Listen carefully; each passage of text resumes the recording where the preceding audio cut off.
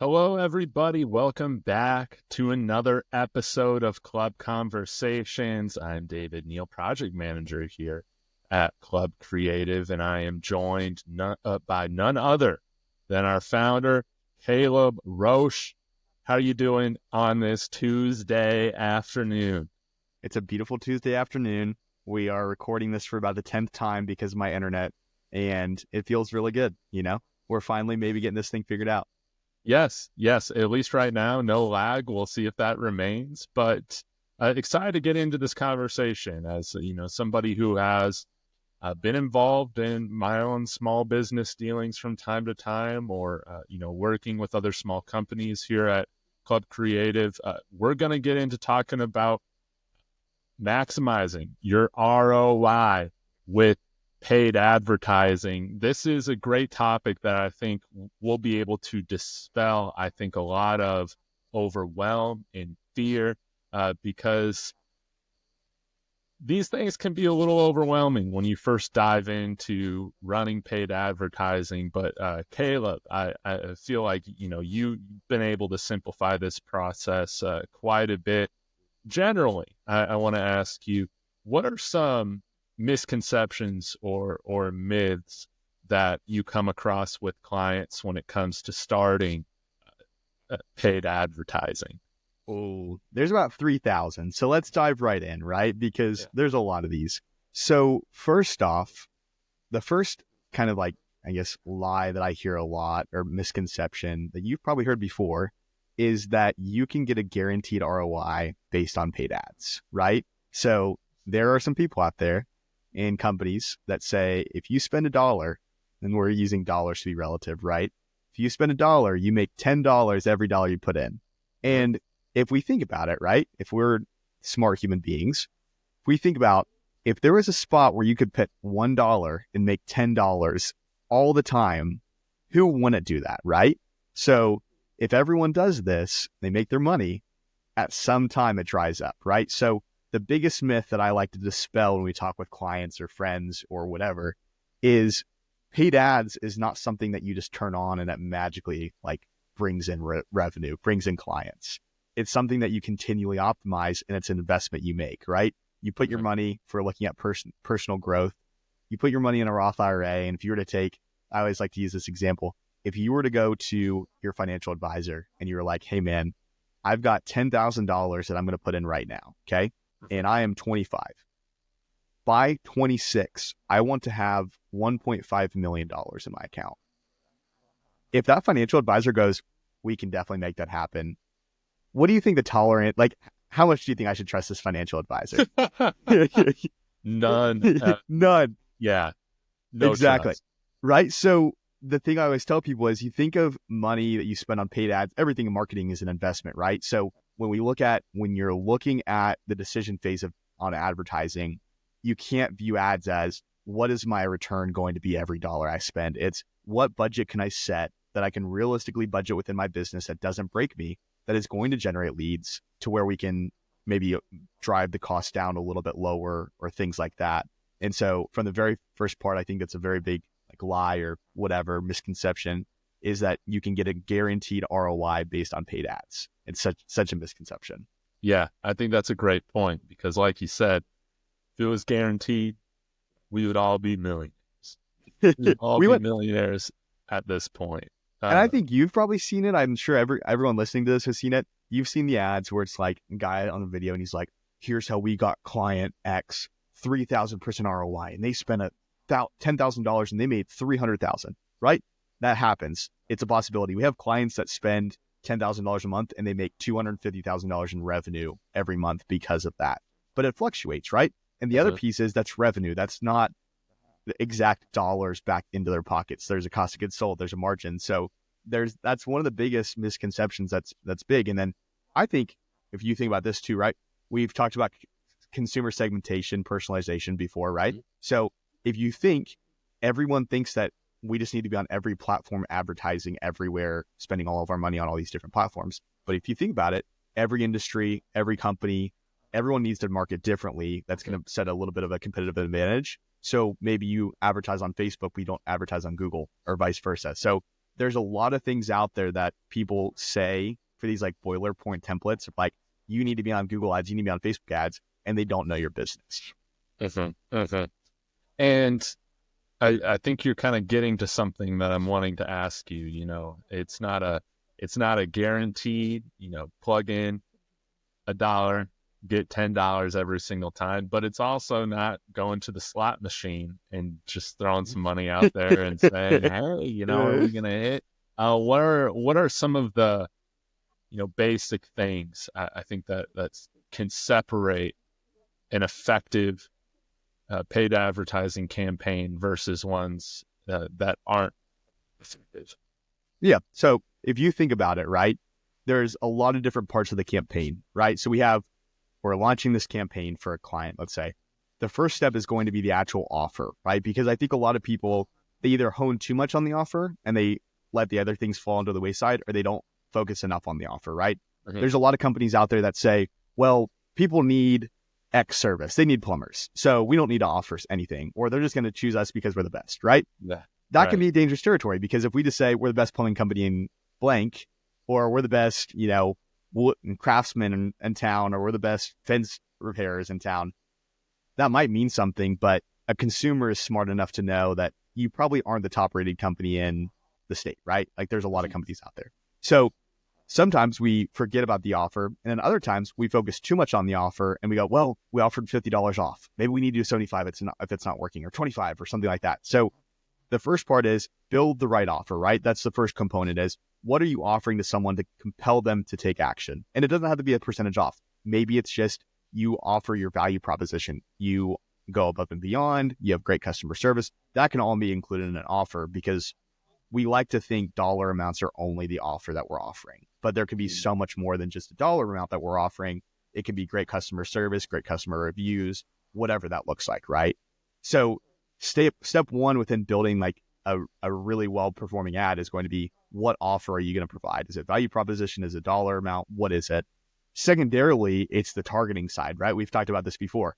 If we're targeting HVAC and we're targeting like 16 to 20-year-olds that probably don't have a house, like we've basically put in our advertising into the wrong market, and we're just going to have a bunch of people that don't need our services, right? So you got the offer, you've got the targeting, and then really the copy and the actual landing page or the action, that's where like the end result is, because you have to have good copy, and then we actually have to have a well-converting landing page that drives people in, right? What do you think about that? Yes. I think an offer, I think a lot of people will just go for like a sale, but like you just pointed out, it can be so much more than that. Depending on what your business is, you could offer not only like customer service, but let's talk about, some of the other companies that we serve with roofing. How about the peace of mind? How about the peace of mind, security, knowing that everything's going to be okay, like a assurance, that their house is going to be well taken care of. If we're talking about more of a direct to consumer product, you're talking about feeling good about yourself, having this thing, saving time throughout your day, adding moments of happiness to your life, de-stressing. These are all different, value propositions that you can build into an ad campaign. And I think that you also hit on a really good point that I want to go a little bit deeper on, is just the targeting. So whether you're on like Facebook or Google, for the first time, it can be a little overwhelming going in these platforms, but, can you still get effective targeted campaigns with a cold audience? And how do you go from a cold audience to then creating a more targeted, warm audience as time goes on?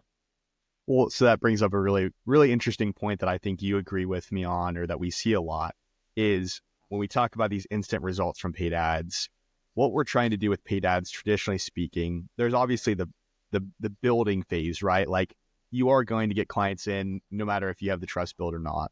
But from a long-term perspective, if you want your ads to perform well, the first step is building that relationship. So putting out some ads that talk about the value that you provide or the quality of your service, or here's some 5-star testimonials or things like that, right? Because the goal is we're trying, like when you're running ads, you're getting such a cold audience that you have to warm them up.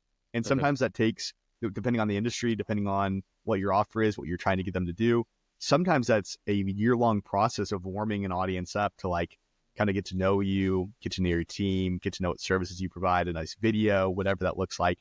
It's like, you know, the election cycle, right? Like we've talked about, you have the people that automatically jump in, you have the people that you're kind of pulling back or you're trying to make them change. So if you think about that from a long-term perspective, we're looking at maybe a year to 3 year cycle, depending on your business, maybe a 6-month cycle, where we're trying to attract individuals to use your business future. So, you know, the goal with paid ads is we find cold audiences or maybe warmer audiences that become really good customers of ours that we don't have to attract them via paid ads anymore, right? So we get them in the funnel and then we retain them in a different format. Right. And, you know, how do you find these people? You know, is Facebook, are they able to kind of track the people who interact on some level? What do they track? What specifically do they track? You know, coming out of these cold audiences, and how do you build a warmer audience as time goes on? Well, here we go. So there are a couple different tools, one being an audience manager, right? So on the back end of Google and Facebook ads, you can actually upload customer lists, right? With address, zip code, phone number, email. And what Facebook does with that information, if you have it, is they can build what they consider like lookalike audiences. So they'll use a lookalike audience to basically build like based on the profile that Facebook knows, you know, say you're in my customer list. We know that you like sports, right? So it's probably going to, and maybe it's going to put me as a Raiders fan. Maybe it's going to put me as a Broncos fan, maybe an Eagles fan, you know, but it's going to try to identify like what similarities there are across your audience. And it's going to, you know, build that audience so that we can target them. Secondarily, Facebook and Google have their interest-based targeting where it identifies maybe they're in market for certain services or they're homeowners or they have kids. So again, those tools are not perfect, but it's a good kind of launching off point to understand, you know, what that looks like. And for that perspective, I think it's really important that we go back to the segmentation piece of you have to know who your customer is before you run these ads, which AKA David Neill is the master of. Hey, I try to. Yeah. Talking to your customer, figuring out what their pain points are, what drives them, what makes their life fulfill, all of those things, so you can figure out how to form that offer in a way that really resonates with them, I think is, you know, very important. But that's a topic for another day. I want to ask you about this, Caleb.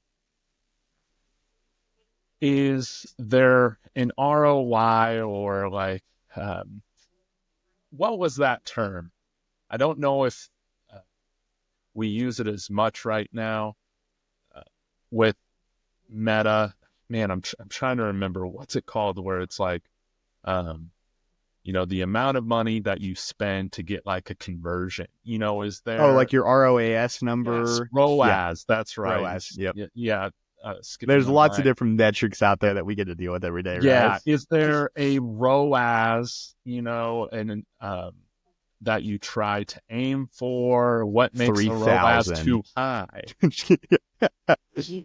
See, this is a great conversation, right? Because we have to be realistic with our numbers. So the thing I always tell people, right, is at the core, if we're breaking even on our ads, relatively speaking, right, that's a pretty low bar. But if we're breaking even our ads, we're at least accomplishing something.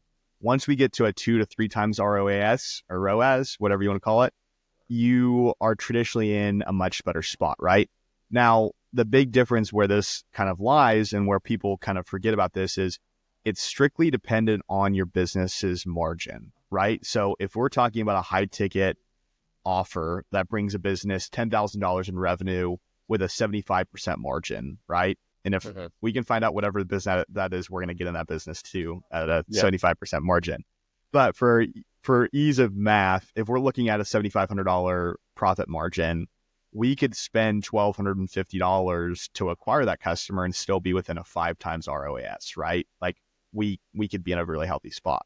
Now, where you get dangerous is if you're expecting a 5 times ROAS and you start spending more money, your ROAS might drive a little bit lower because your pool of people that want to spend $10,000 on a product are much lower.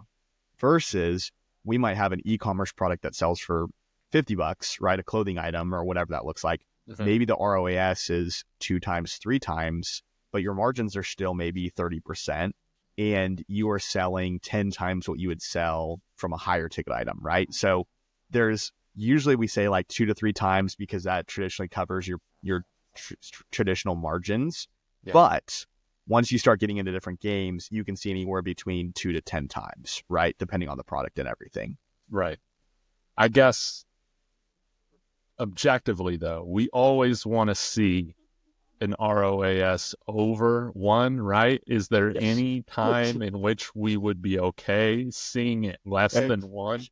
It depends on your tolerance, right? So are you willing to lose some money to potentially gain some money, right? Because if you think about it, sometimes you run an ad campaign the first month, you're traditionally seeing negative results, right? Depending on how well the campaign, how much of a warm-up period there is, things like that. So sometimes you might have a period of 3 months where it's kind of more of an optimization period. You're seeing maybe a negative ROAS, maybe break even.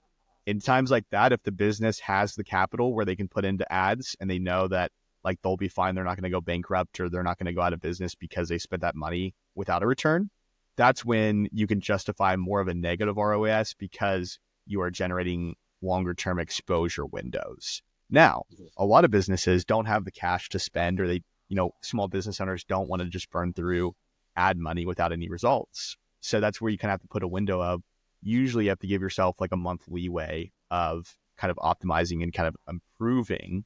But again, it varies based on the business, based on what they're needing. How long should you give your campaign to run before you nix it, before you adjust it? How long is that period normally in your experience, Caleb?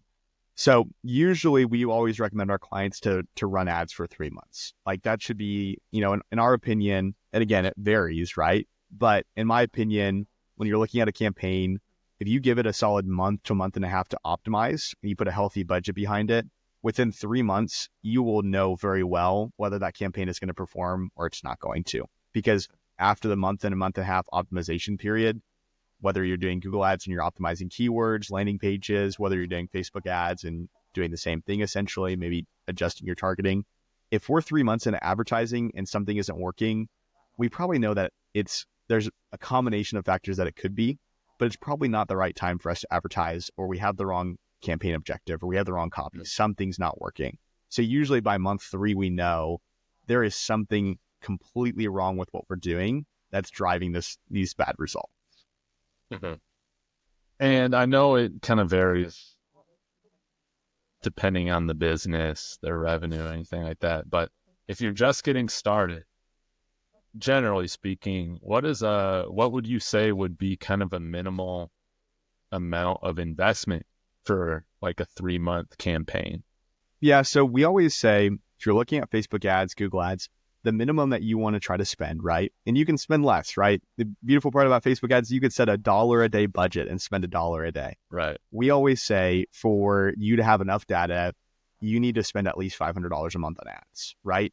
That's going to be bare minimum per platform, what we recommend spending on ads. Sometimes you can get away with spending $250 a month on those ads, but traditionally speaking, we recommend at least $500 because that puts you at $15 to $17 per day, give or take, which gives you a pretty healthy budget of usually you're 1,000 to 2,000 impressions per day. Usually you're getting a pretty good chunk of clicks depending on your click-through rate. So starting with something like that, and then obviously we always say like if you can get in the, if you're a mid-sized business, if you can get between $2,000 to $5,000 a month in spend, that's a really healthy start to understanding exactly what you need to spend long term. Okay. And what would be some of the pros or cons of some of these different platforms? Or is there a company or industry or types of campaigns where you would recommend Google over Meta Facebook and vice versa? let's throw this question back to you, okay? So if you're a consumer looking for clothing, right? If you're going to buy clothing, where do you look for clothing? Well, I find it on my Instagram feed. I find it on Facebook. That's just me. Perfect. Great. Um, That is exactly the correct answer. So you're the standard okay. consumer. Thank you, David. Thank you. Now, That's put yourself in the shoes of a plumber. Are you if your sink, if you let's hope this doesn't happen. You get off this podcast, you're walking to the bathroom, and all of a sudden your sink just starts leaking. Where are you looking for a plumber? I'm definitely going to Google. I'm Yeah. definitely going to. You're not just going to sit on Facebook and look for a Facebook ad for emergency plumbing services? No, as much as Facebook wants me Exactly. to start using it as a search engine, I'm Yes. not. Yep. So there's your answer right there, right? So you think about traditional buying behaviors in the moment, something that I need, something that is a service that has to happen. I'm looking at Google Ads for that. And again, if I'm looking for more of a commodity, something that I don't need specifically, I'm probably going to lean towards Facebook ads because there's that more of like, you can get people with a sale or you can get them with a purchase or a quick purchase. Not, you think about it, like how many times in the rare circumstance do you have a plumbing emergency, an HVAC emergency, a roof emergency, and you're like, I'm going to get on Facebook and I'm just going to start looking through my phone, right? Like very few times. Not saying that it doesn't happen, but the percentage chance of success is completely different. Yes. Yes.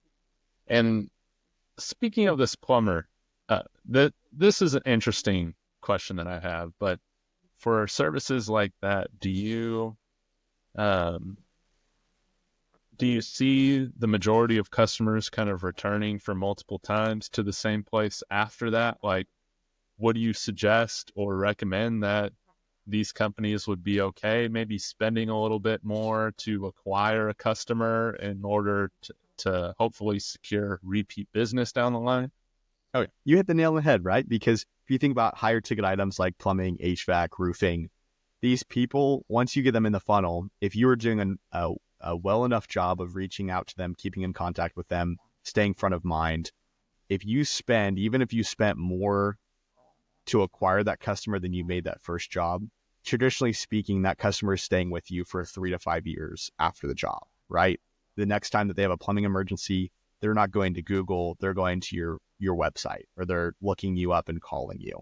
So if you think about that, if we get a $250 service call and we spent $500 to acquire them, the minute that their hot water tank goes out, they're calling you directly. That's a free acquisition that obviously you paid for and behind. But if you, let's say you make $1,500 from that now we are double our investment already with them continuing to call. So again, it boils down to actual service and how well you treat your customers, how well you stay in front of them. But if you have those systems set up on the back end, sometimes you can spend more to acquire a customer and you're losing money that first year, that first month until they're ready to call you again. And now you have, it's like the compounding effect, right? We spend money, we spend a little bit more money. We have 1,000 people in our contacts. The next year, we can spend the same amount of money, but now we have 1,000 people already in our contact list that are coming back to us, that our revenue could triple, quadruple by having the same amount of spend because we have reoccurring customers now, plus new customers coming in. Beautiful. Beautiful. Caleb, I have an interesting question for you. I really don't know how you're going to answer this, I'm but scared. sometimes we get this with clients, hey,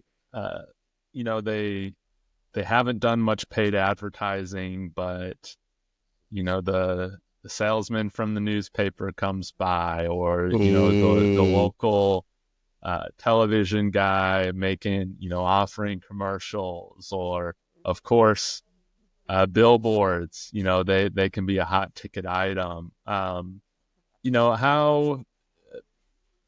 I'm wondering your opinions on those mediums in conjunction with digital paid advertising, and if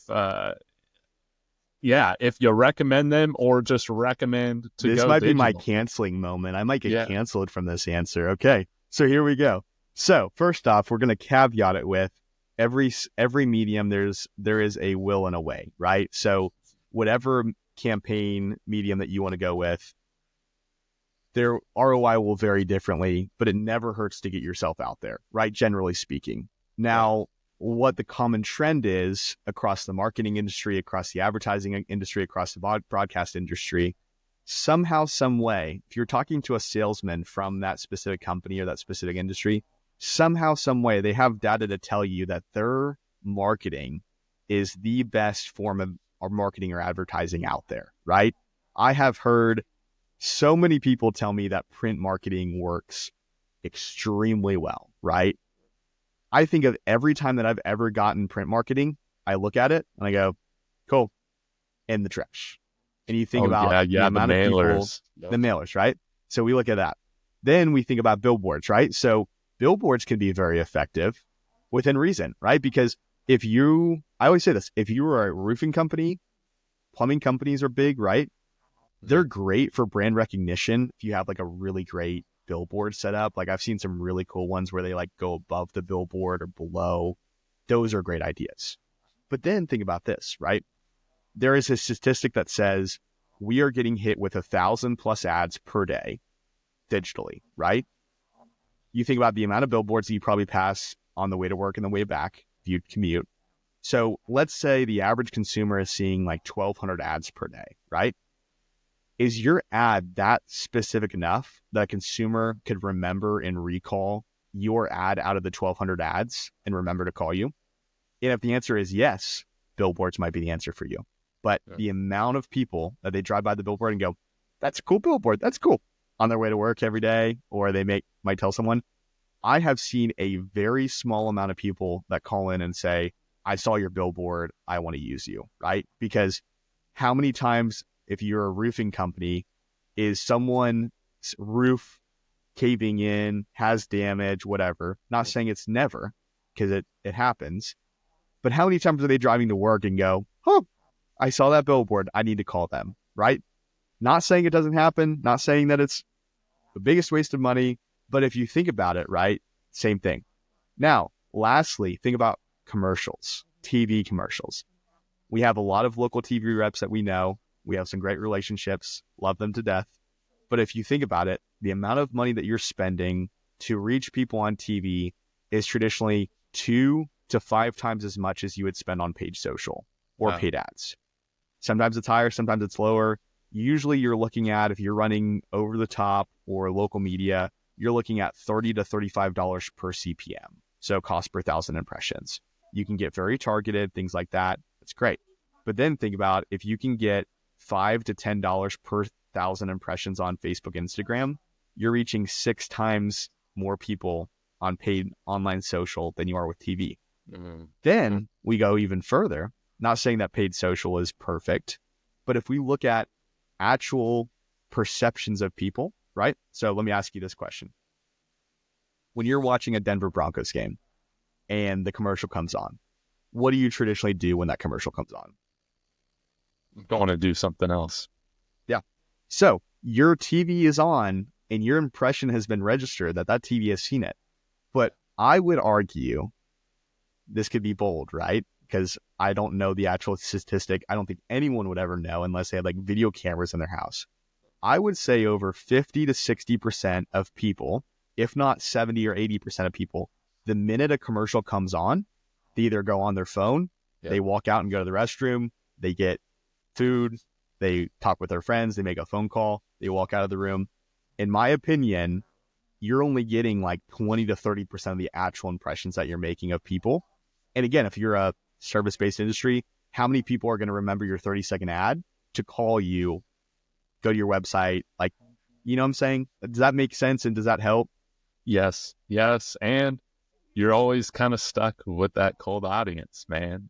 You can't ever warm it up or get more accurate as the campaign. You can't dial it in as the campaign goes on.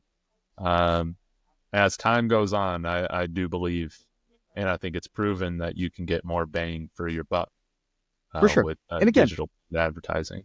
If a business is well established, they have a great budget that they can work off of. I think radio, I think TV, I think it's all a great strategy to incorporate. A lot of these big corporations, Fortune 500 companies, they're still on radio, they're still on Yeah. TV, and it's working. But if you think about the conversion rate, or if we're taking through the buyer journey, think about I don't know why I always think about this, but I always think of JD Power and Ford, right? So the most memorable commercials to me are like the people that it's like the fake case study, and they like walk into this and it's like, we're presenting to you the JD Power Ford Truck of the Year, and they like unveil like, oh, and then they're like, and then we're unveiling the JD Power SUV of the year, and like, wow, and like, did you know both these cars are Fords? And they're like, wow, that's insane, wow. And obviously they're paid actors, right? But the premise of it is that commercial did not make me go, all right, I'm going to the Ford dealership right now and I'm buying a Ford F-150. What that did was that started the decision making in me of like, Ford is a reliable truck. Ford has won these awards. Ford's a beautiful looking truck. It looks cool in the mountains of Utah. When I drive out there, I'm going to look awesome. It starts that decision making phase of the piquing the interest, but it doesn't lead to the specific conversion. So Yes. in a marketing mix of paid ads, spending advertising dollars, it can be a really comprehensive strategy to driving traffic to your website to then retarget them on paid social, things like that. But and you've seen this before, we have seen too many people spend $20,000 a month on TV ads, barely spending $5,000 a month on Google ads, can't track what they're seeing from the TV ads, continue investing in that.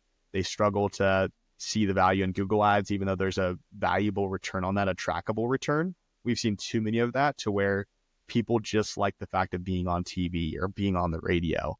And it's not a vanity metric that we're going after, especially when it is your budget they're spending from your hard-earned cash. Yes. Yes. That is of the utmost importance, man, making sure your hard-earned cash is spent most effectively. Caleb, thank you so much for talking with me about this. I'm curious, as we continue club conversations, anybody that's watching, of course, please like and subscribe. But as a preview, what are some of the topics that we'll be talking here about in the future on the channel? Oh, so we've got some good hot topics coming.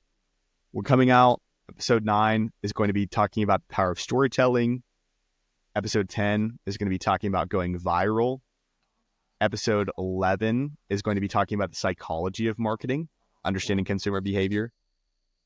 Episode 12, email marketing 101. So we've got some really powerful topics that we'll be talking about with actionable insights, just like today, that are going to drive some really good things for our customers and for people listening. Can't wait to hear all about it, to chat all about it. Again, Caleb, really appreciate this conversation. Again, guys, let us know your thoughts on this topic. If you guys have any questions, we're happy to answer them in the comments. We'll be back again next week. And until next time, guys, have a wonderful time of your day, or have a wonderful day, no matter what time you're watching this. Sorry. And, best of luck with your paid advertising initiatives. Adios.